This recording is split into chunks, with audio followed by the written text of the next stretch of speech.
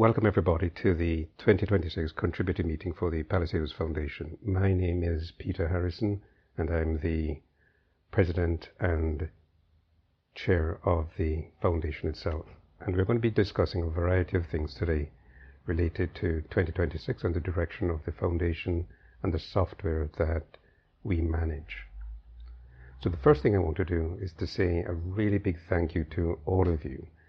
And I know that you have been working on the software projects, and I know you've been doing it through holidays, I know you've been doing it through exams, and I know that you've been getting no sleep. I know because I have been getting no sleep as well, as you can well imagine. I know that many of you stay up until 4 or 5 o'clock in the morning, and I really wonder how you function during the day, and then you come back at it later on in the afternoon and continue again and again and again. And you have all these other responsibilities as well, family life, and the things that happen just generally in one's day-to-day activities. So first, I really want to say thank you. This is a genuine call out to all of you. I know that there's been great sacrifices, and I want to recognize that. So I want to talk about the Palisados Foundation. We were first created by Jamaican people in the United States, the Jamaican diaspora, and we wanted to find a way in which we could give back to the country. And one of the ways that we thought that we could do that was through providing software engineering internships over the summer. And we used the Google Summer of Code as the example for this. And we started with this thing called the Calico Challenge, and we wanted to provide students with real-world coding experience, and we wanted to provide them with mentorship by IT professionals.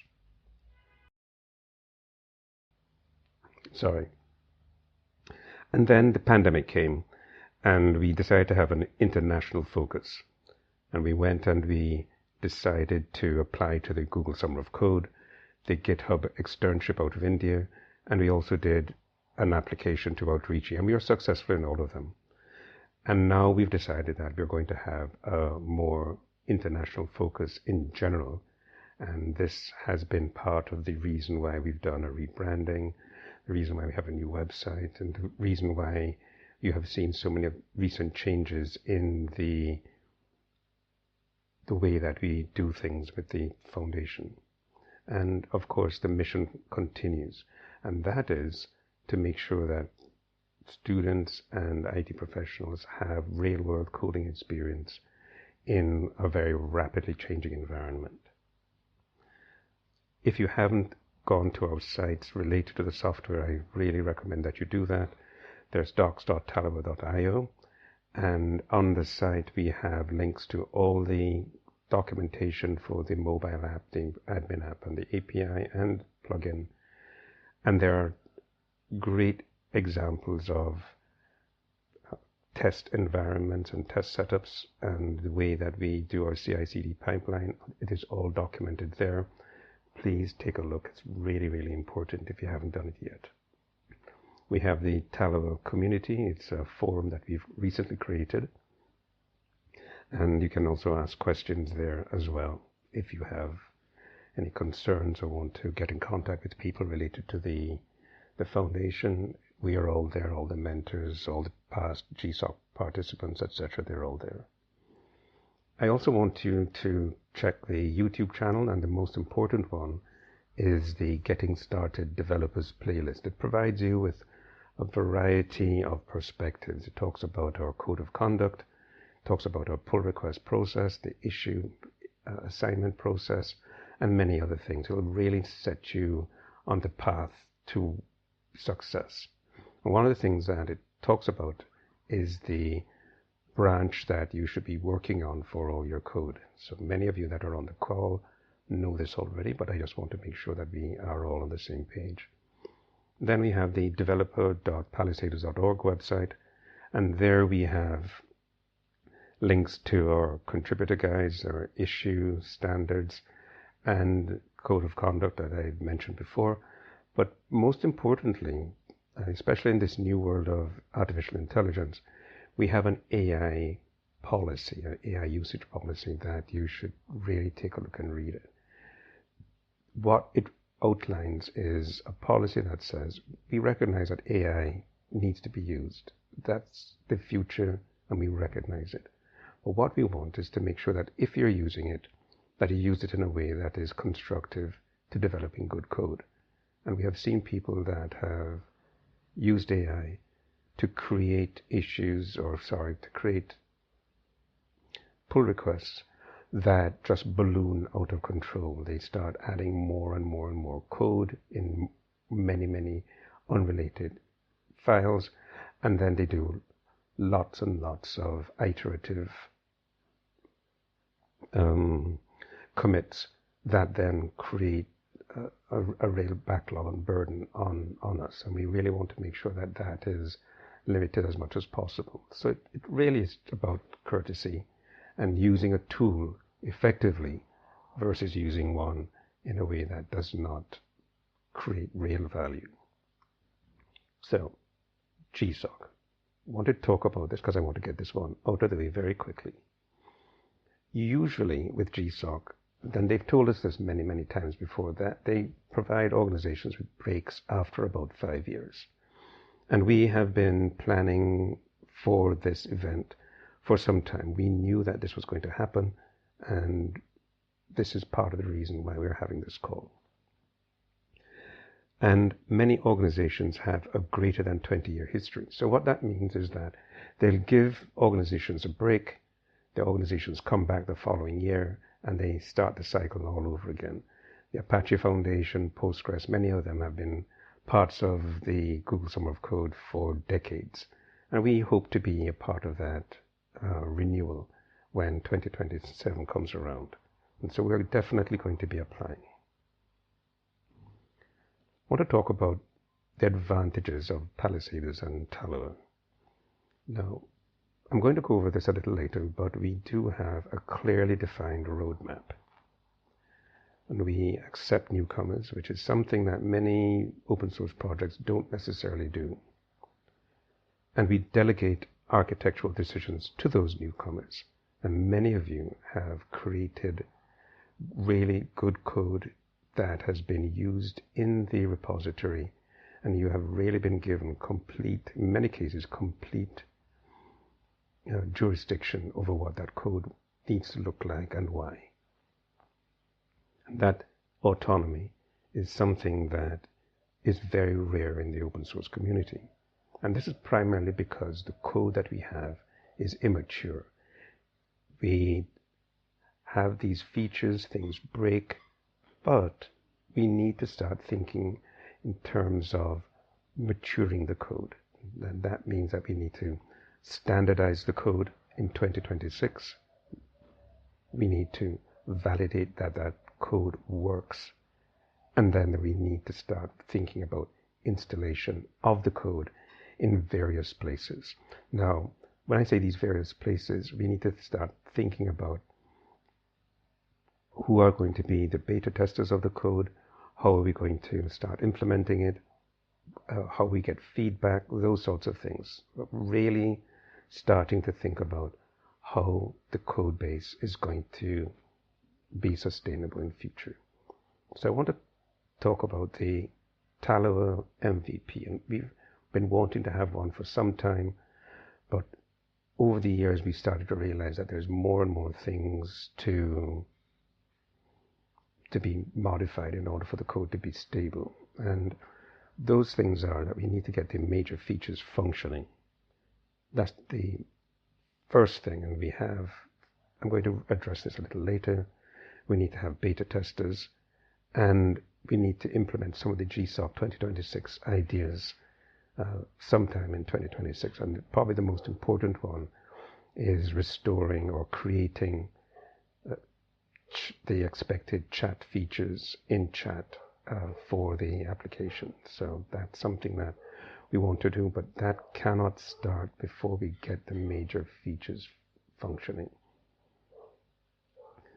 And we want to see how we can get the beta testers to come from colleges and universities. Many of you are in these colleges and universities. We can act as advocates for the software to see how it can work. and then see how you can use it in the various communities. And we won't start understanding exactly what the limitations of the code are until people start using it and then start making suggestions. And the best places for the beta testing to happen is in colleges and universities, because they have the resources, those people have the resources to actually do the modifications and create the pull requests to get the code functioning in an acceptable way. So, the Tallower roadmap. We have tracking issues. These are the ones that are currently managed.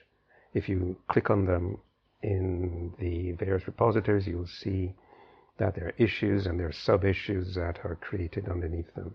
And it's really quite thorough. And if you look at it, you will understand where the code needs to be in terms of admin, mobile, and the API.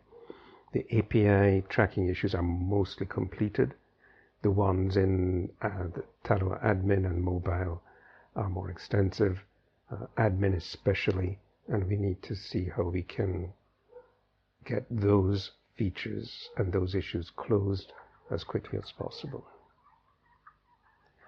And these issues generally have a few lanes or categories that we need to look at. The first one is we need to make sure that the Tallower admin uses reusable code, and there's a lot of refactoring related to that. We have a fairly good idea as to what that refactoring needs to look like. There are issues there. We're discussing various types of refactoring methodologies, and if we can get this done, then we have a much more stable code. As I mentioned before, we need to have stability, we need to have maintainability, and then we need to get people installing it. And the installation and setup is going to be really important. We cannot have people abandoning the use of Tallower if the installation does not go smoothly and if the setup does not work in an intuitive way. So these two areas really, really need to be thought through and implemented flawlessly. And then the admin application, both in the user portal and the admin portal, have broken screens, and there are some incomplete features that we're working on right now, such as OAuth, that will really make a difference in the user experience. And we need to get these things also completed as well. And we need to ensure that there's mobile feature parity with the user portal. And there's another thing that we need to do, is that we need to have test sharding operational in the mobile app, because currently the mobile app has I think it's a 15-minute execution time when all the tests are run, and that's just not acceptable. The admin and API tests used to be sequential up to about the end of last year, and in many cases they would take 35 to 40 minutes to run. And because of sharding, we've got that down to sub 10 minutes. And these are the types of things I was talking about in terms of maintainability and structure that we need to start working on and finalizing over 2026. We have projects that are related to these various tracking issues, and if you go to github.com/orgs, Parasails Foundation /projects, you'll see them. They are just really lists of what are being tracked, and the most important ones, and you can take a look at them and click through. You don't necessarily need to go through the various tracking issues that I mentioned before. And you can just go straight here, and that will provide you with some assistance. Now I want to talk about pull requests. If you're not using AI-generated code for a lot of your pull requests, you are really behind the times. And I know that many of you use it, and it really has created much better standardization of the code that we use, or that has been submitted. And the obvious thing is that AI-generated code can be created faster than human capacity. And that also means that human reviewers are always going to be a bottleneck if code is generated automatically.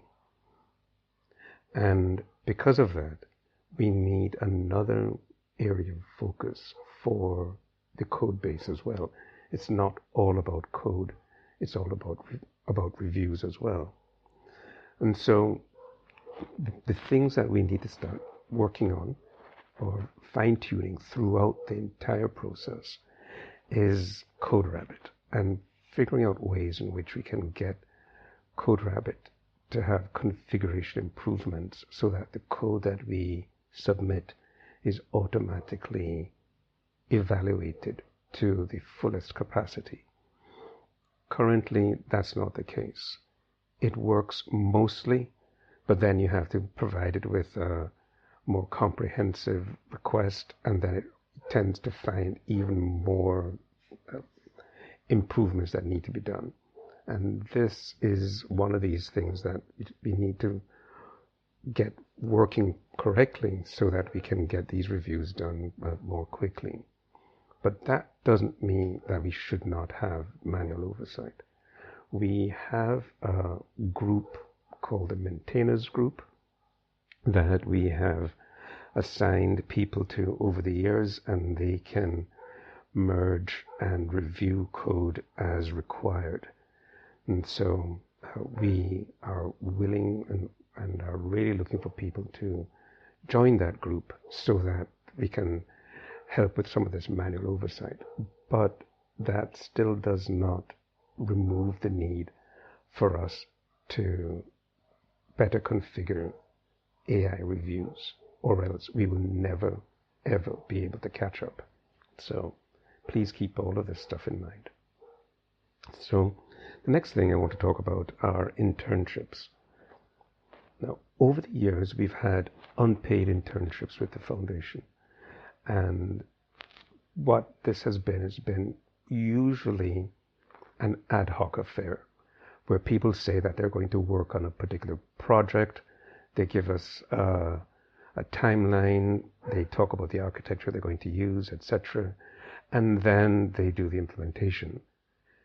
Because we have been using AI to generate issues related to code improvements, this is less needed in terms of creating project plans. And the issues that are created in those tracking issues are well documented. There's a lot of sample code that can be used for this. And so if we're going to be doing unpaid internships, they're going to be more related to solving groups of issues that are in the queue right now. Now, the way that we've done this is that we have given people goals, and then at the end of the unpaid internships, we provide letters and sometimes certificates that they can present to their universities and colleges as part of coursework, and this has been really, really successful. Another thing is that we sometimes have paid summer internships, and there are not a lot of them. It's usually about 2 or 3. And these are really focused on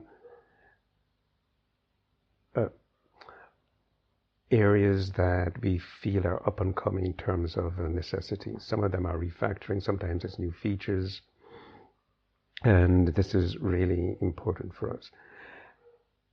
Something that we've done with these paid internships is that people in the past that we thought were worthy of being accepted into some of our paid internships, like the Google Summer of Code or Outreachy, etc.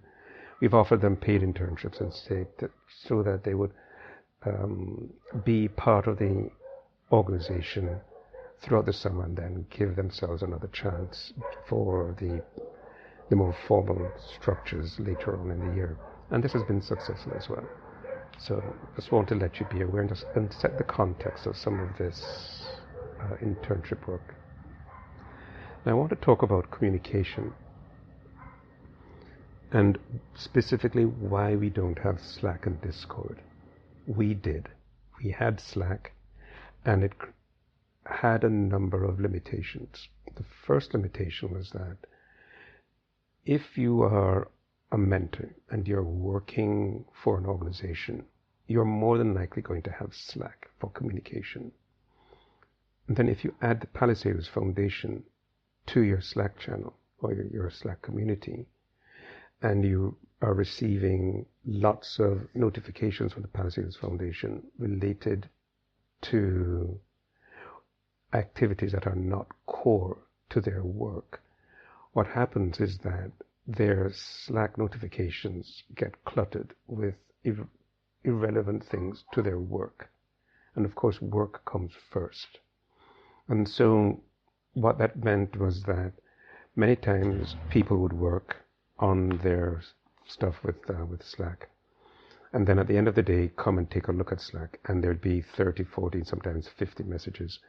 When we had Slack, I was answering sometimes up to 100 messages a day. It was just not sustainable. So that's the first thing. The second reason why we didn't have Slack is that we felt that if people had or spent more time researching the various types of issues that they were having, that they would be able to be more self-reliant. And this was an important thing. And we've started to see this by when we use the community as well. When people use the community and then they have a little more time to start thinking about the questions rather than just expecting an immediate response, then it has created a situation where there's been more autonomy, more self-reliance, and just generally more room for taking the initiative to get things done. And so it seems counterintuitive that we're using our old technology, which is really forums and email, but it creates a way in which we can manage a little easier. And then the third reason why we don't have Slack and Discord is that it's not searchable using traditional search engines. And the community website can do that, and then also our code base can do that. If people start having issues related to things, then and they start doing searches, then it makes life a lot easier for them. So we can talk about that. So the next thing is the Tallow community. We're planning at some point to switch it over to the Palisados community so that we don't necessarily have a focus on one particular software suite. If we start thinking about other software suites, it'll be better for us.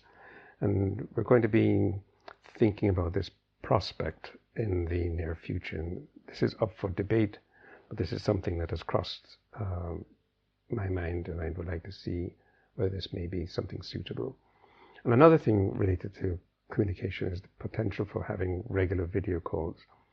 We haven't done this in the past, and maybe time now to start thinking about this to try and build a better community. And a monthly call may be something that we would want to do later on in life. Okay. So let's talk about some new directions. One of the things that we could think about is having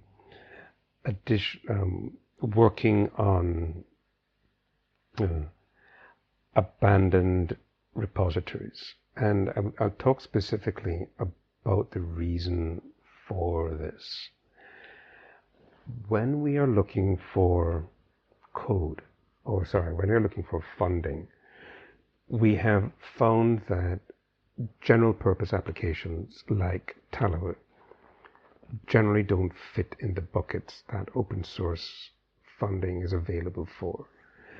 Open source funding tends to be more available for software libraries that are foundational building blocks of software code. And so we've thought that one of the ways in which we could attract more contributors to the Palisados Foundation repositories in general, attract more funding, is to see how we could take over some of these abandoned repositories. Not a lot, just one to start with that has various types of characteristics. For example, they're not part of a bigger organization. They have a lot of pull requests that are stale and old. that are using software suites or packages that we are using already. And there are a variety of criteria. I didn't put them on this slide, which in hindsight, I should have. But this is something that we could also consider. And one of the ways in which we could discuss this is just put it on the community, one of the community threads, and then we could talk about what potential candidates could be there.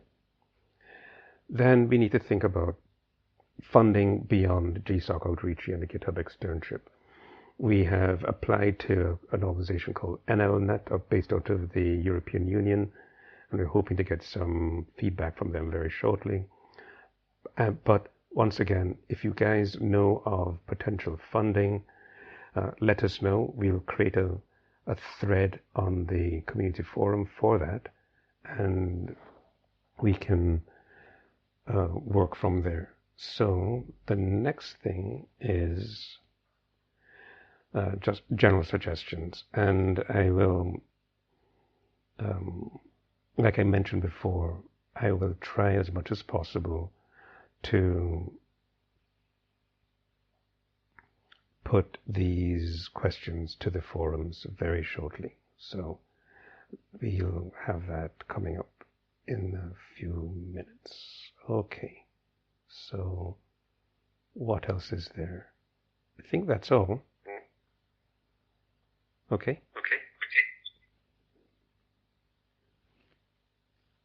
And that's it. Do we have any questions?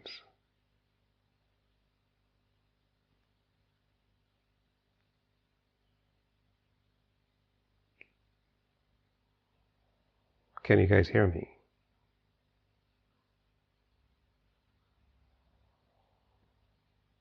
Hello?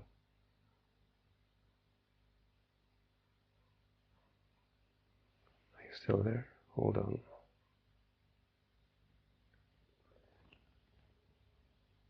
Okay. There's some way to stop presenting.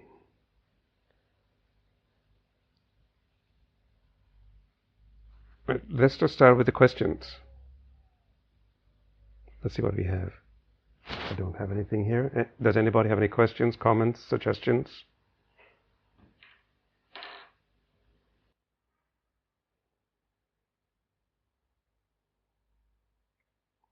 Nothing? Hi, I'm Navya. Hi. I don't have any questions, but this is my first time contributing and I had a great time. So I just wanted to say thank you. All right. You're welcome. Yeah, we've tried as much as possible to make this as accessible to people as whenever we can. This call is going to be recorded, so you'll be able to listen to the entire thing on YouTube as well. All right, so the next question I see here. All right, so the one question here is, what are we looking for in terms of Tallowa Cloud?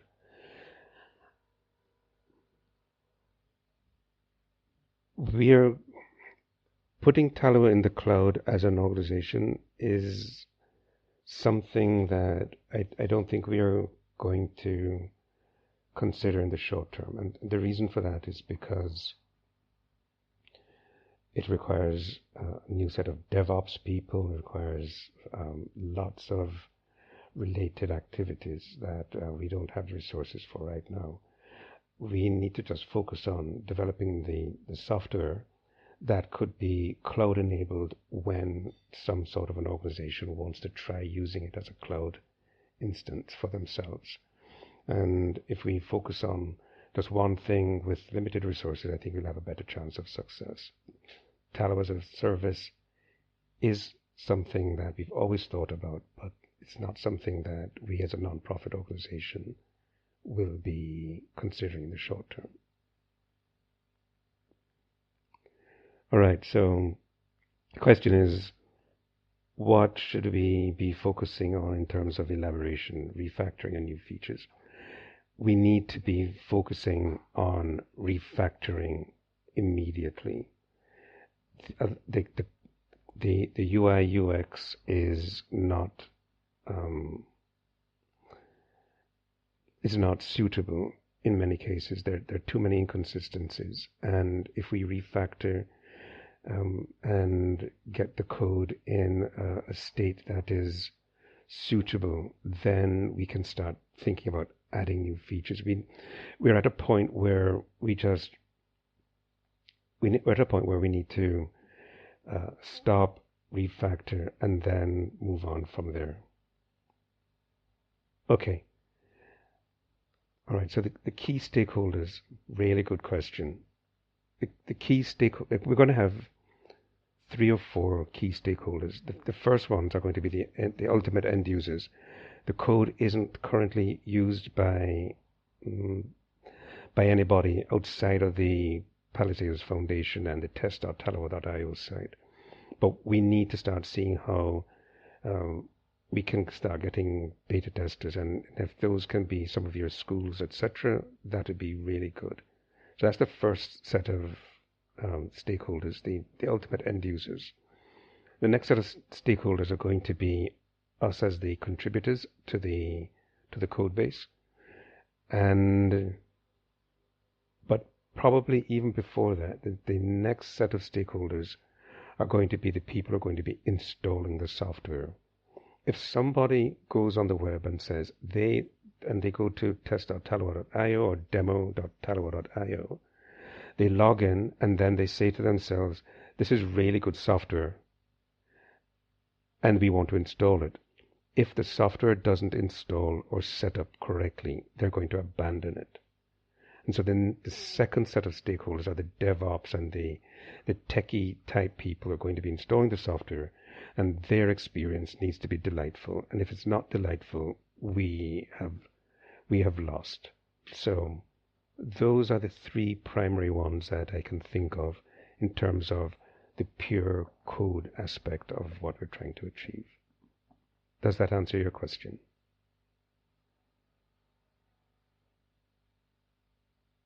Okay, thank you. Do we have any other questions?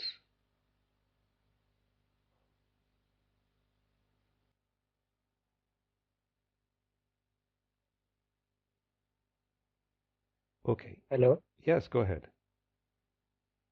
Am I audible? Yes, you are. Hi guys. I am Ashutosh. I wanted to ask how a newcomer is seen or perceived in the organization, like how he can learn new things here. Like mostly I see that there is mostly the code is written in using the AI, and for a newcomer, it is like very overwhelming looking at other people shipping code very fast. So, like for example, the test, another person writes test like 1,000 lines in 2 or 3 hours, while I myself can only write 2 or 3 tests in 1 or 2 hours manually. So how do you see in future newcomers would learn like in deep, not just prompting? Yes, that's a really good question. I don't necessarily have a good answer, and you may want to talk with some of the other people in the forums as to how that works. But one of the ways in which we try to get people to, and Ashima, you can answer it right after this. One of the ways in which I would suggest that you work on some of these AI-related or code is just like you said, focus on tests and evaluate what the tests are. The risk of using AI on tests is relatively low. You'll get an idea as to what it's testing, why it's testing. You can then go through the code to try and see what it's trying to achieve and why. And then from there, after you do a few of those, then you'll be able to apply yourself to some of the application of it in the code itself. The challenge that you're going to face is it's not just the generation of thousands and thousands of lines of code.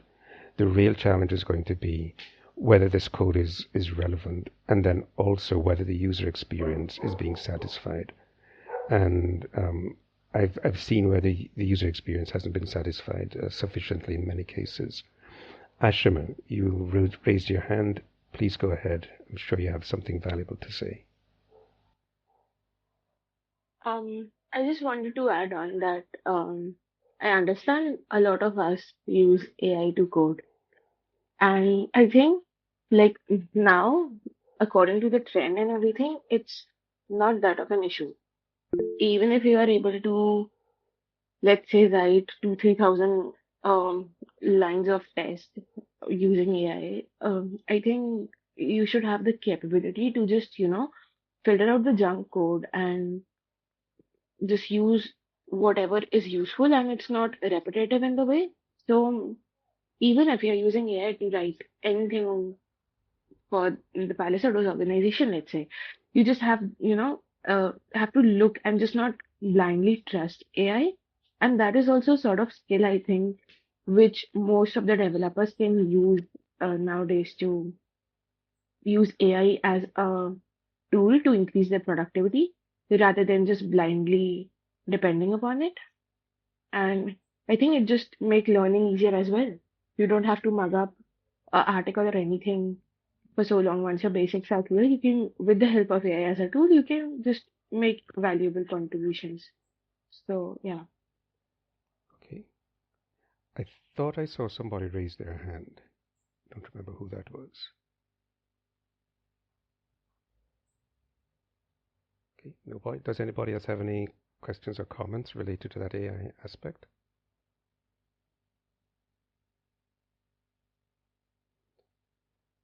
All right. Any other questions? Hello. Hi.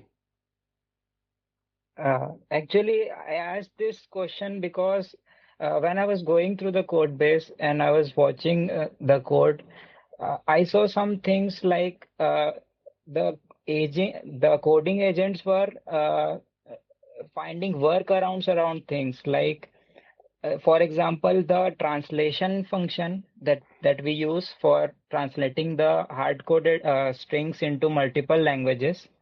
It is using interfaces instead of functions that works that is not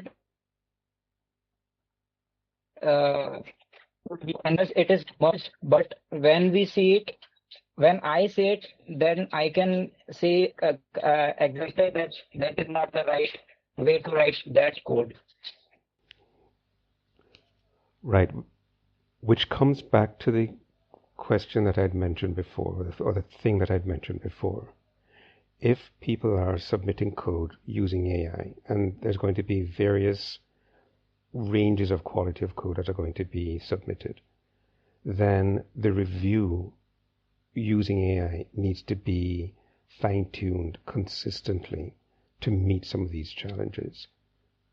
People working around or finding workarounds is not unique to AI. This has been happening in years past where people would do things like put like lint disable statements, or they would create tests that did nothing, and to try and drive up the test percentage coverage. Coders will always find workarounds, and whether they are automated or not, and it's for the review process to try and catch them. It's going to be a constant challenge. Yog, please go ahead, please. Hello, sir.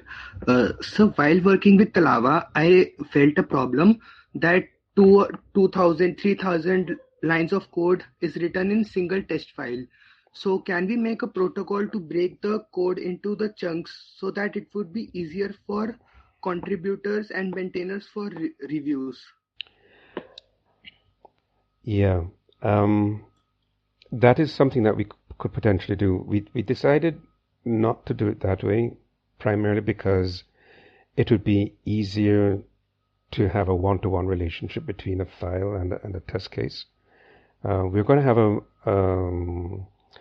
like a contributor meeting with like the existing contributors, the formal contributors on Sunday, and we can start asking that question. But it makes it a little easier in terms of finding that one-to-one relationship when they're all in a single file. And yes, you're right. There are cases in which there are 1,000-line and 2,000-line test cases. Yeah, all right. We'll put that on the agenda for Sunday. Thank you. Any other questions?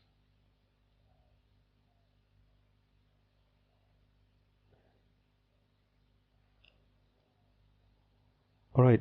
So I want to talk about the next steps for you guys. You guys are obviously interested in continuing contributing for the Palisades Foundation and the Tallowa organization. Why do you want to do that, and what do you want to get out of it? Because we never have the opportunity to really ask this question, and then that will help us understand where the future directions are. Why are you on the call? Let us know so that we can see how we can make the experience better for you.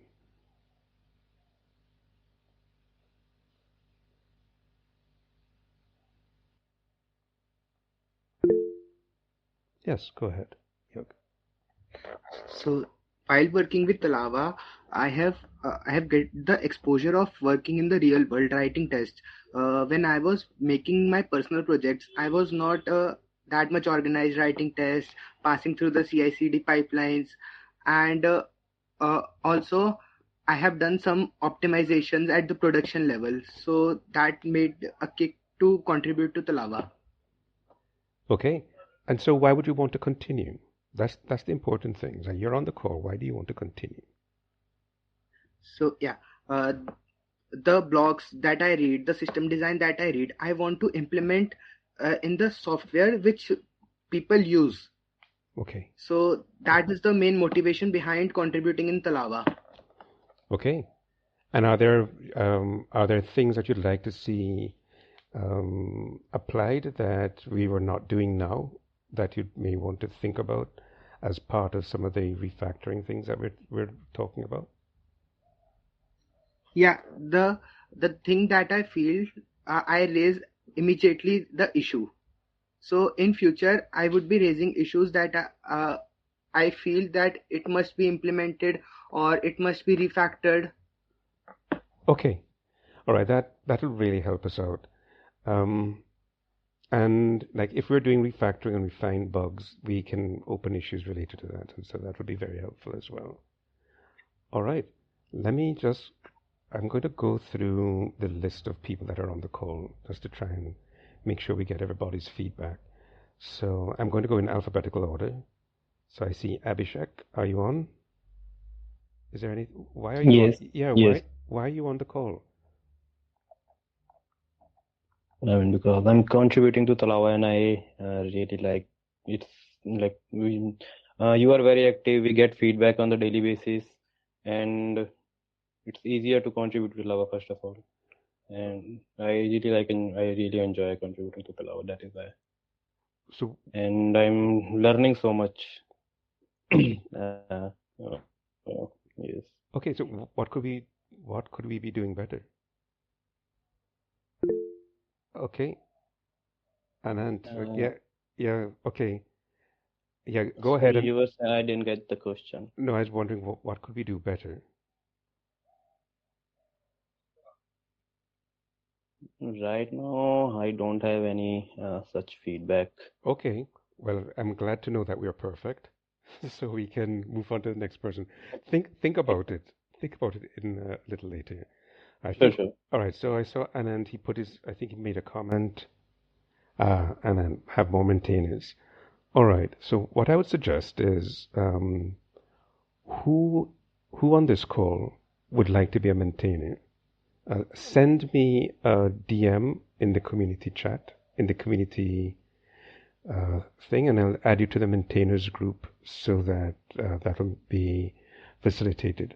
Send me your GitHub profile handle, and then I'll just add you to the maintainers group. Maintainers can they can do reviews, and if all the criteria are met, they can do merges. So I'm going to just try and see how I can get that done. And then some of the existing contributors in the Palisades Foundation can do overrides and merge. So if you find yourself having a bottleneck, you can just reach out to us and we can get that done. So send that to me directly, and that will also help. Okay? And we've done this in the past. It's been very effective. The maintainers that we have now in this group are just not active as they used to be. So just let me know and we can move on from there. Okay? All right, so we have, next person is Aditya Kukade. Why are you on the call? Hey, hello everyone. Hi. Hello, myself Aditya Kukade. I'm currently in second year BTech in computer science and engineering. I'm just walk through the Palisades Foundation of GSOC. Now I'm not very much about that, but I'm in the future explore that foundation and core base of that. Okay. And yeah, so your audio is a little bit bad. And so, all right, let's move on to the next person. Aditya Kumar, are you on? Yes, I see you. All right. So you've said that it's a great community and you've learned so much about. Okay, no feedback at the moment. All right, perfectly valid. Let's just move on to the next set of people. Just give me a second. Okay, and so I think Anand has commented. We've got Ashutosh as well. Okay, Harsh Kumar, why are you on? Are you there? Okay, he's not on. I think we should probably just take a little time to have some of the Palisades Foundation team just introduce themselves. So we had Ashima. Ashima, if you could introduce yourself, and then Dominic, I think that'll also help as well. Ashima, please go ahead. Hello everyone, I am Ashima. I'm now the part of the Palisades Foundation since past 3-4 years, if I'm not wrong. And I graduated in 2024 and I got into GSOC with the Palisades Foundation when I was almost in my final year. It's been 2 years now. I'm working full time with a AI startup, and I am working here as a maintainer. And last year I visited the Google Summer of Code Summit in Munich. That was great. And yeah, that's moreover about me. If you have any doubts, you can reach to me on LinkedIn or maybe through email. So yeah. Okay, thank you. And Ashima is also in the Talo community. You can just send her a DM and get directly in contact with her. And Dominic, you're on the call. Please go ahead. Hi, can you repeat it a while ago? You broke up a bit. Yes, I was saying that if you could just introduce yourself and let everybody know who you are and your involvement with the Palisades Foundation. Okay. Hi everyone, I'm Dominic. Dominic Mills. I am a senior software engineer by day, and I guess Palisades contributor by night. I have been involved since 2020 in different roles. So I've been a mentor, organization, admin, fund seeker, I would say. And I guess you could say I'm the jack of all trades, master of some.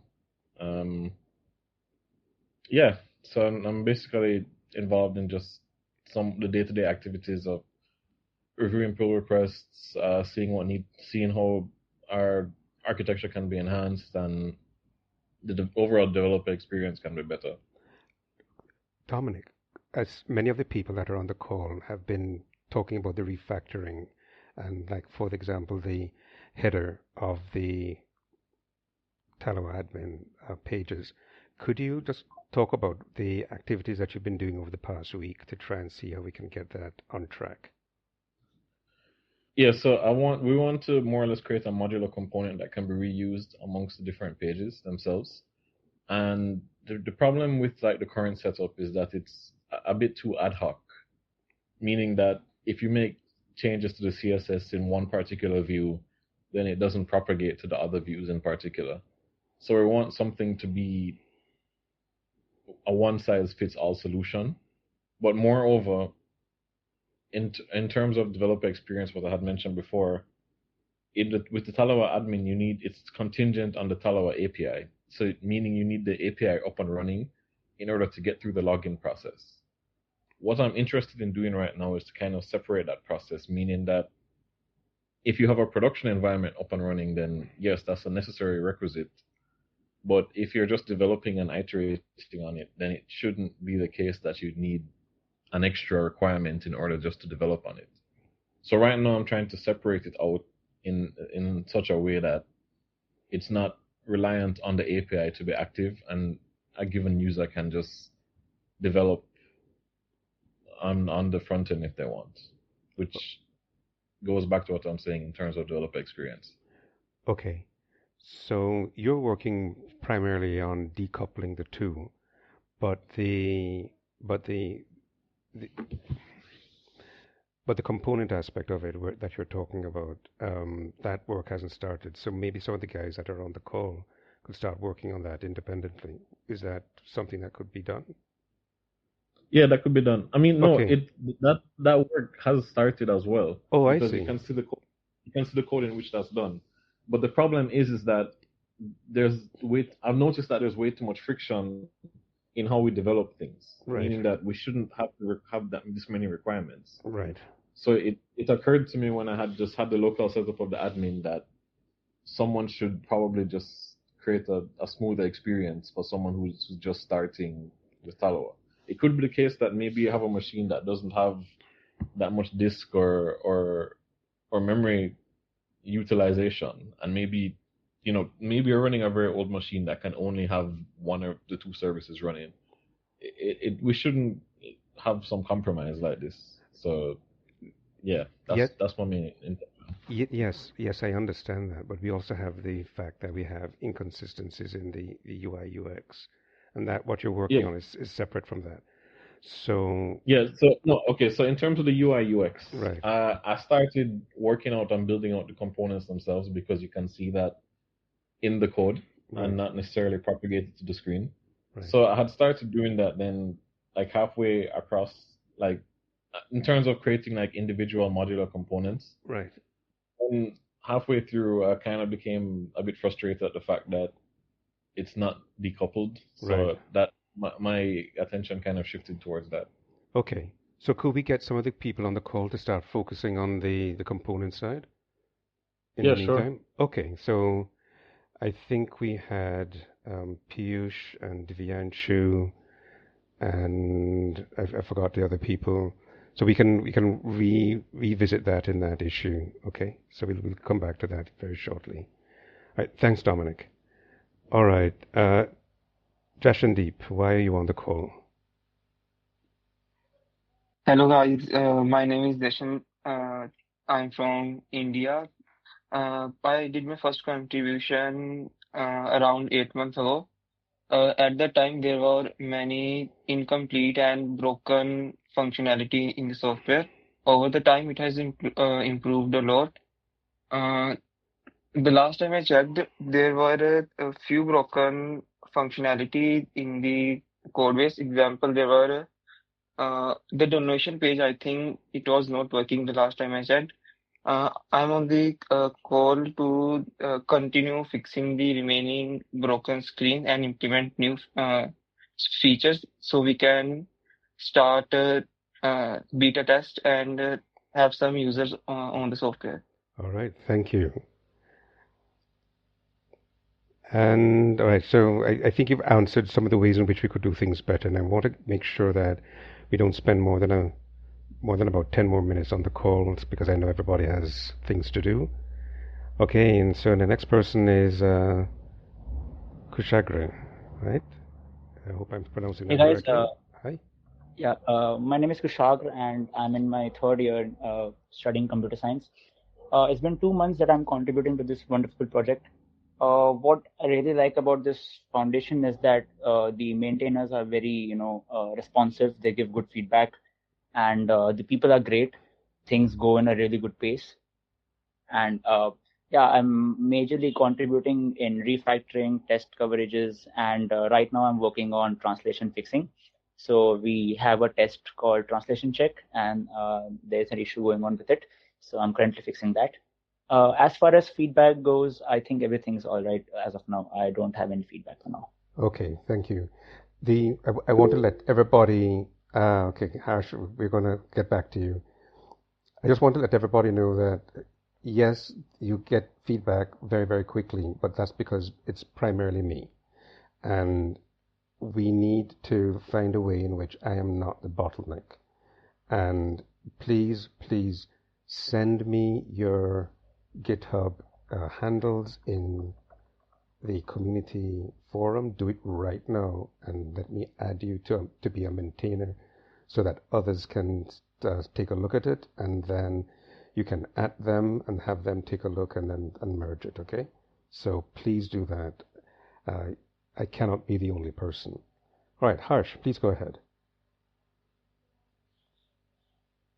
Did you have something to say? All right, sounds like you're not there. Okay, Navya, please go ahead. Hi, I'm Navya. I started contributing in December. Honestly, I came here because of GSAT. I did some research, talked to seniors, and I found this organization out of LinkedIn. And I started contributing, and I got some feedback. I had a good learning culture here. But after working on the project, I genuinely learned a lot, enjoyed the collaboration. And I don't want to drop off in the middle. Um, the feedback, my only challenge right now in my life, I'm at a stage where I have to show something to my college and put formally in my resume because I'm in my third year of my college. So it would be good for me if the organization opens up more internship opportunities at this point of time so that I can contribute more without taking breaks. Actually, I actually took break in the last week, I guess, because I had some drives, placement drives in my college. Okay. So it would be nice if organization opens up some internship opportunities so that I can participate more. Okay, like I mentioned before, we provide unpaid internships. If you want a letter of internship and you want to be a maintainer, just send me a note in the community forum, and we can work on getting that done. We don't have the funds right now, but in terms of it being a part of your coursework in your college, we can definitely do that. We've done that many times before. Okay. Okay. Thank you. Yeah, I'll do that. All right. Okay, Nikhil, please go ahead. Why are you on the call? Hi everyone. Okay. Hi everyone. So basically, I had started contributing in this wonderful organization back in October 2025. So basically, at that time, I was new to open source, and I find this organization beginner friendly. I felt that this was a project where I could learn a lot, working on real issues, at the same time contribute something meaningful.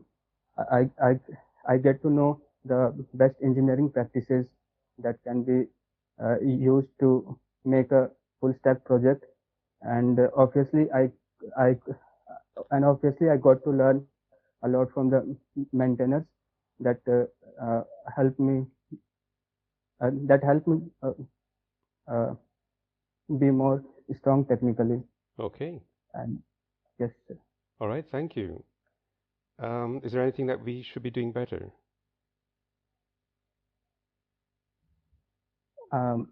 No. Basically, initially I get some problems regarding communication, where back in October the community forum was new. There were not a lot of active participation, but now it is also resolved. I guess I get the reply very quickly there. Okay. Everything is cleared, so I don't have new feedbacks as of now. All right. Thank you. All right. So we're going to go with Piyush, and then after that, Piyush Goenka. All right. So hold on. Hi. We have two Piyushes on the call. So let's just go with the first one with the triangular icon. Are you there? Okay. No. All right. Piyush Goenka, please. Oh, he's coming on. All right. Please go ahead. Yes. Yeah. Am I audible? Yes, you are. Okay. So, hello everyone. And I started contributing to this org, I think, back in December 2025. And I'm still contributing. And why I'm here is that my main aim was to gain hands-on experience with how production code works, or how the real code is shipped in companies. So to gain an exposure of that, to test my skills, and also this org is also pushing me to learn new things. I learned GraphQL while contributing to this org only, and I'm hoping to contribute more to this org. That's it. And for now, I don't have any feedbacks. Okay. As of everything is smooth. All right. Thank you. Thank you. All right. Piyush Goenka, please go ahead. Hi everyone, myself Piyush. I'm from India. It was a great experience here contributing. I think I started at the last week of December. At that time, I had no experience in the open source. Moreover, I don't know how to get initialized and all. I learned a lot here, and I was given the ownership of our work. Like for the CSS, started with CSS refactoring, then the other components. Then I have learned a lot more in the CI/CD pipelines. Then I fixed many of the test files.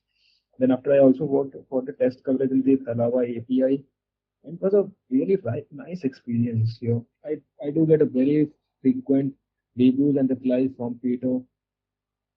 And the best thing I liked here, I was reviewing the work of my fellow contributors and helping them out if they have any issues. Currently, the only feedback that I have that that you have already mentioned, that we should improve the configuration file of the CodeRabbit, and we should add more maintainers so that you are not the bottleneck for all the other contributors here. Yes. Thank you. I'm going to create an issue to do some CodeRabbit configuration optimizations. And what I'll do is in the issues, I will create a link to an issue that I used to help generate the original CodeRabbit configurations, and then have people work on improving that aspect of it. So that'll be coming up very shortly. Won't be today, my time, but it'll be over the weekend. All right, thanks, Piyush. And then Rohan, go ahead, please. Thanks a lot. Hello, myself Rohan Sharma, and I really enjoyed contributing to this repo. And I started here in January, where I worked on many test files, UI, and all. And I was really focusing on GSOC, but we did not get selected. And that is fine. But yeah, and I will continue contributing to this to the org. Okay, thank you. Yeah. And then we've got Shub and then Yug. So let's go Shub first.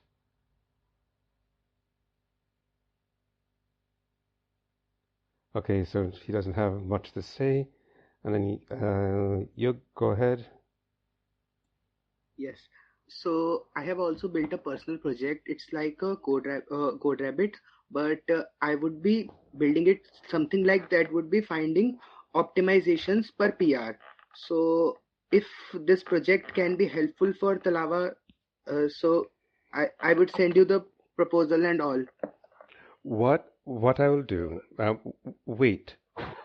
I'm going to create an issue or two related to optimizing CodeRabbit's configuration, right? And then you can see what I've done and then use that to make it work better. I'd prefer to use code or I prefer to use something that has the backing of hundreds of developers. And here's another reason why. A month ago, I got an email directly from one of the head software developers at CodeRabbit, completely out of the blue. And I had a Google Meet with them. And I asked them, why do you want to talk to me? And he said that the Palisados Foundation is one of the top users of the most advanced features of CodeRabbit in the open source community. And that we are in their #1 beta test group, and that they're constantly looking at what we're doing. And he wanted to know why we're doing what we're doing and how they could do things better. And when I send emails to support@coderabbit.ai, I get immediate feedback. We should leverage that relationship as much as possible. And so I will create the issues for it. And then if you have any findings, then I can send emails to their support team and we can get it going. I was completely floored when I was talking to this guy. I mean, he's a really senior guy in their organization, based out of India as well. So let's try that approach first and then see where it goes from there. Okay? Okay, sir, no problem. All So right. it's just a suggestion. It's not a. Yeah. And yeah,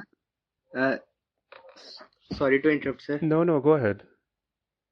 So yeah, the maintainer feedback that I am getting is the great. So maintainers are you are very quick, and you are so much helpful in suggesting the refactoring and all. So I would be thankful to you, sir. All right. Well, in all cases, everybody who wants to be on this maintainer group, let me know, and use the feedback that I've been providing as a guide. All right. One of the things that I really want to make sure that we continue with is that we maintain the culture of the organization. You've noticed that I try to be very polite. I try to give justification for what I'm doing. You may have noticed also that I have not been responding to DMs in the past. I'll probably be a little more responsive now.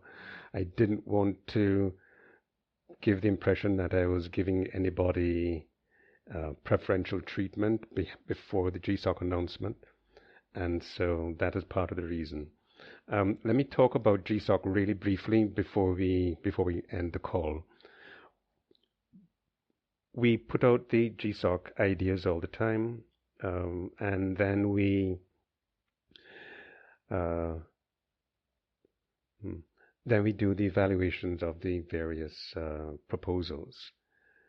This year we wanted to make sure that we didn't get a lot of AI slop, so we made sure that the proposals were only 12 pages in length, 8 pages of text and 4 pages of like an appendix, and that was to help people really focus very well on it. We generally do, I would not say we generally do not, we absolutely do not count the number of PRs and issues that people submit. We do not.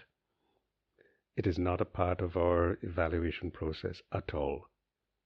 And we put it on the GSOC page and nobody believes us, but it is true. My role in the evaluations is primarily to tell people whether I think somebody will be successful. The maintainers and the mentors read the reviews, and then they say to me on a call that these people are the people that I'm thinking of granting the GSOC or the internship to.